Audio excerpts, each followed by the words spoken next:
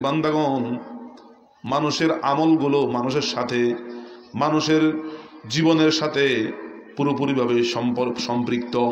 কিরকম সম্পৃক্ত?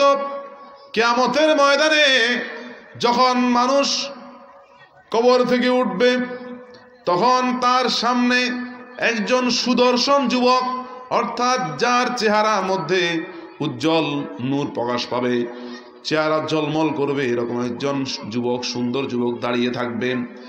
আর তাকে বলবে যে, হে আল্লাহর বান্দা, হে আল্লাহর বান্দি, তুমি আমার উপরে সওয়ার হও, কারণ দুনিয়াতে আমি তোমার উপরে সওয়ার হয়েছিলাম। ওই লোকটা আশ্চর্য হয়ে যাবে, অবাক হয়ে যাবে। সে বলবে, তুমি কে? তোমার পরিচয় কি? তুমি কি ফেরেশতা, নাকি নবী, নাকি অন্য কোনো আল্লাহর বিশেষ কোনো সৃষ্টি? তখন ওই সুদর্শন যুবক বলবে, না না, আমি ফেরেশতাও নই, নবীও নই, আল্লাহর কোনো বিশেষ সৃষ্টিও নই। তুমি যে দুনিয়াতে নেক আমল করেছিলে, আল্লাহর ইবাদত করেছিলে, আল্লাহর হুকুমগুলো পালন করেছিলে, ওই সমস্ত হুকুমগুলোকে আল্লাহ রাব্বুল আলামিন একসাথ করে আমাকে একটা সৌন্দর্যতার রূপ দিয়ে আজকে তোমার সামনে উপস্থিত করেছে। আল্লাহু আকবার। তখন ওই বলবে যে, তুমি আমার উপরে সওয়ার হও, কারণ দুনিয়াতে আমি তোমার উপরে ছিলাম। তোমার যেই তুমি আমাকে কি করেছিলে, গঠন করেছিলে, আমাকে সংগ্রহ করেছিলে, আজকে সেই নেক আমল আমি তোমার সামনে উপস্থিত হয়েছি। তখন ওই ব্যক্তি ওই সুন্দর যুবকের উপরে সওয়ার হবে। আল্লাহ রাব্বুল আলামিনের হুকুমে, কুদরতে ওই সুন্দর যুবক 7 দোজখের উপরে উড়াল দিয়ে তাকে জান্নাতে প্রবেশ করিয়ে দেবে।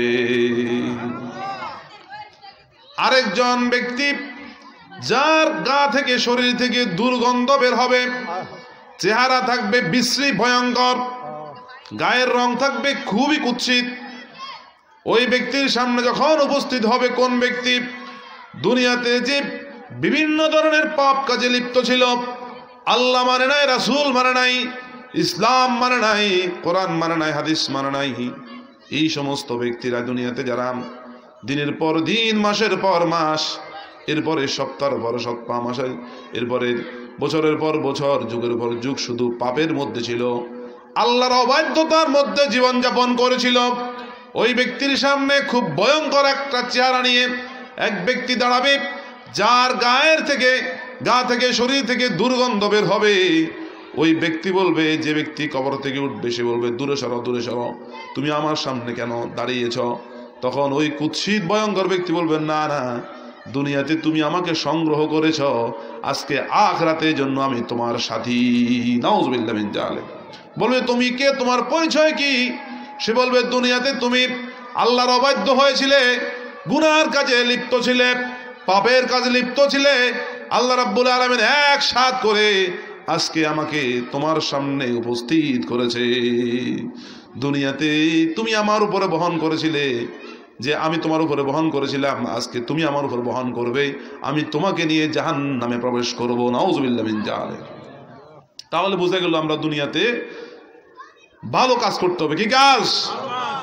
ভালো কাজ করতে হবে, নেকের আমল করতে হবে, আল্লাহর হুকুম অবশ্যই পালন করতে হবে, ইবাদত করতে হবে। তবেই কিয়ামতের ময়দানে সুন্দর যুবক, সুশ্রী যুবক, উত্তম আকৃতি, সুন্দর আকৃতি নিয়ে আমাদের আমলগুলো আমাদের সামনে উঠবে।